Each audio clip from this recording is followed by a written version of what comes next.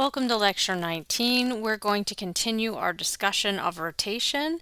So to recap some of the things that we discussed last time, one of the things we started with was talking about, first we defined some quantities and then we made some connections to the linear kinematics equations of motion that we've already become familiar with. And we said that in the angular picture or the rotational picture, we have completely analogous equations where, based on our definitions that we discussed, we just replace position with angular position. We replace velocity with angular velocity and acceleration with angular acceleration, and otherwise we use these equations in a very similar manner.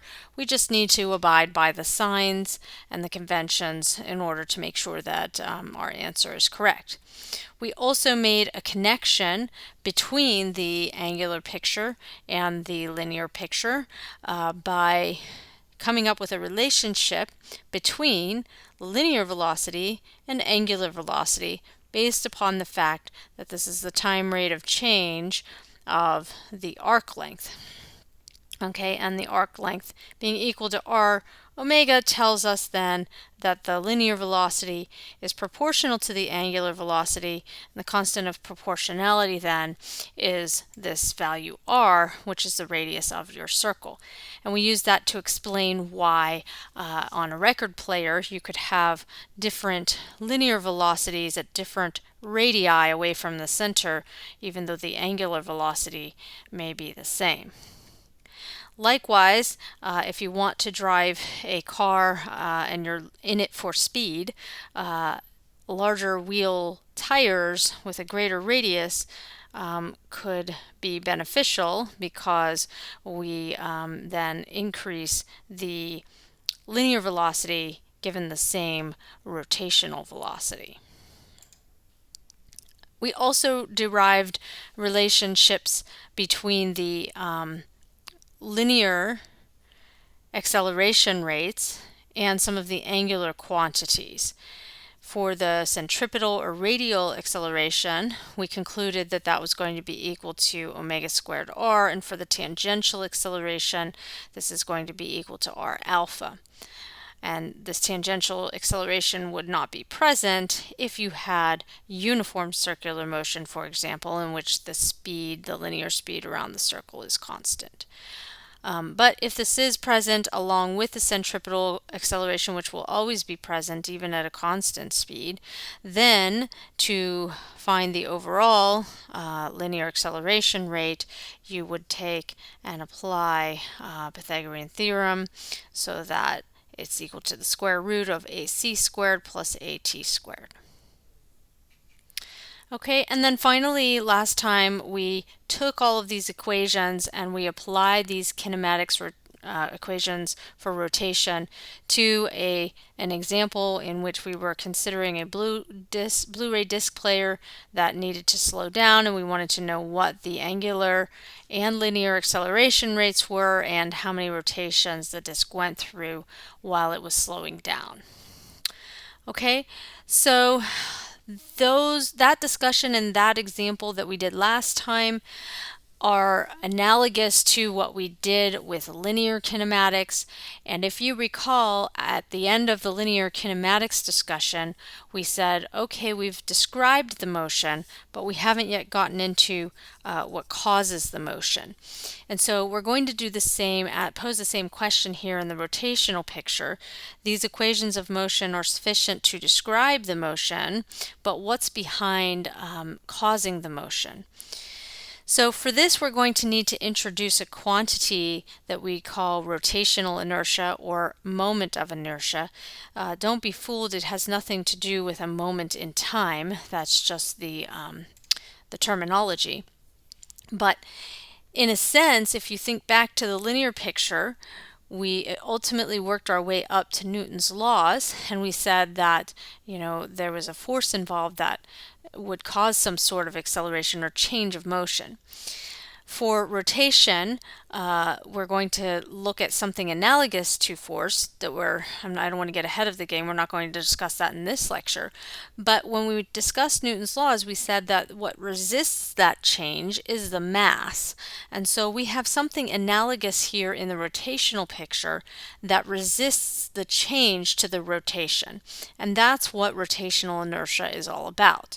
Typically, this is indicated by the symbol I. So rotational inertia, like the linear picture, does depend upon the mass of the object. But it not only depends upon the mass of the object, it depends upon how that mass is distributed. And depending on how the mass is distributed, it may be more or less easy to rotate the object. So you see a video here at the top of Simone Biles doing some gymnastics spins, and you see that her arms are sometimes out and sometimes in, depending on what she's trying to accomplish. And in doing so, she's changing her rotational inertia in order to achieve the rotation that she wants.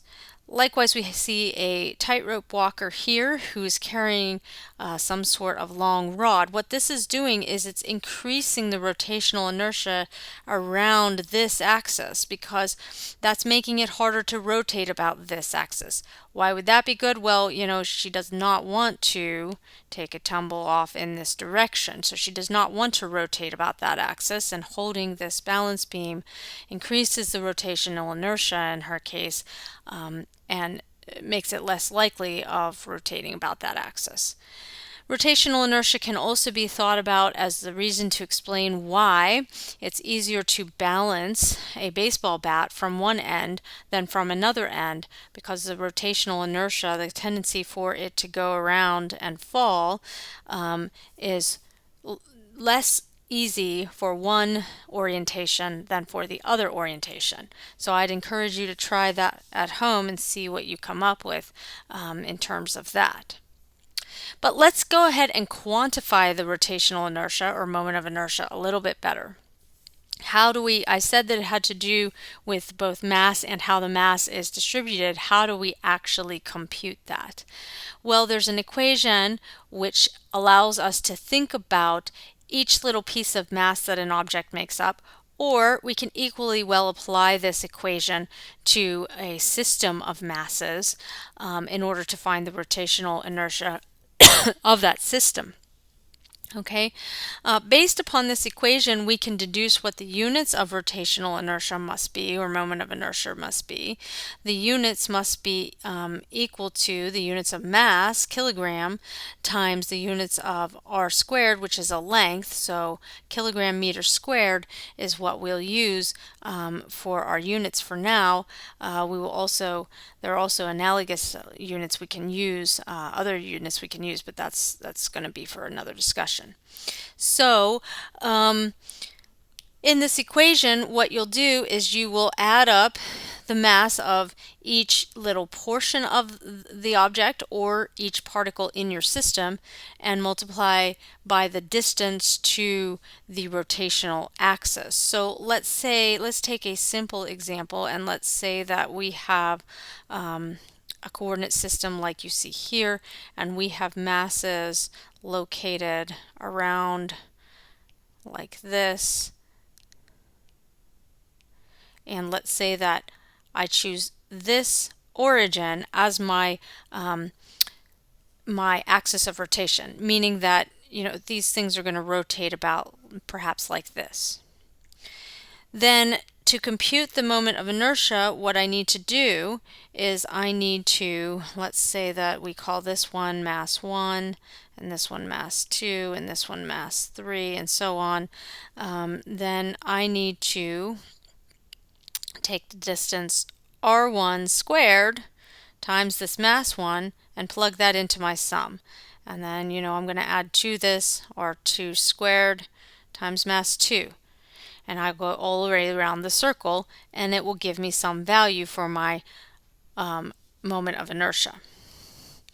If instead of a system of particles like I've depicted here, if instead of that we have some sort of continuous object, then you can think about this being a little portion of mass, dm. And of course, then the sum would turn into an integral, and you would integrate in order to find the rotational inertia. So let's go back to the simpler case where we're dealing with a system of particles, and let's do an illustrative example of how you would compute the moment of inertia about different axes. So we're going to consider for a moment this object here, in which I've got three masses, and the distances along these different black lines are indicated, and we're going to consider rotating it about three different potential axes. The first one in choice A goes about this axis here, so then the rotation is going to be something like this, right? If you can picture that, right? And then B, the rotational axis is up here, and so this whole thing is going to come out, right, and rotate around like that, okay? And then C, the rotational axis is right through here, which means then the whole thing will rotate around like this. Okay, so if we take the definition of moment of inertia, oops, I'm getting a little ahead of myself, and we apply that to the situation, let's apply it to A first. So we need to sum up all the masses times the distance squared to the axis of rotation. Now all of these masses are going to be the same mass, m, so that's going to simplify my sum. Okay, now one of these masses is located at 0 distance from the axis of rotation, so that will be in my sum essentially 0, and I will only have terms from these other two. Also, be careful that this one is a distance of how far from the rotational axis. If I take a straight line across here and I compare to here, this was r, distance of r, so this is also a distance of r. Okay, knowing those facts, then we can see that the rotational inertia for case A will be this one. It doesn't contribute to my sum because it's at a distance of 0 away, so that's a 0. The next term in my sum will be due to this mass, mr squared, and the next one, each of these distances was r, so that adds up to 2r for the whole thing, and that accounts for that mass. For B, again, I have a mass located right at the rotational axis, so that does not contribute to my sum, r equals 0 there. But I have these two masses that are now located. Remember that this was 2r away. Both of them are 2r away, and I have to make sure that I square both the 2 and the r. And then finally in case C, about this axis, this mass is at r equal to 0, so it will not contribute to the sum, but these two will. They're each located r away. So when I compute the masses, the masses and rotational distance from the rotational axis for each of these, I can see that the case which has the smallest rotational inertia will be case C, meaning that it's going to be the easiest then to rotate. The larger your rotational inertia, the more difficult it is to rotate, because the more this object or collection of masses will resist change to rotation. Now, if you have the second case where you have to, instead of summing things up, perform an integral for some extended object that's a regular shape, generally you're just going to look up the results of that integration in some sort of a table in your book.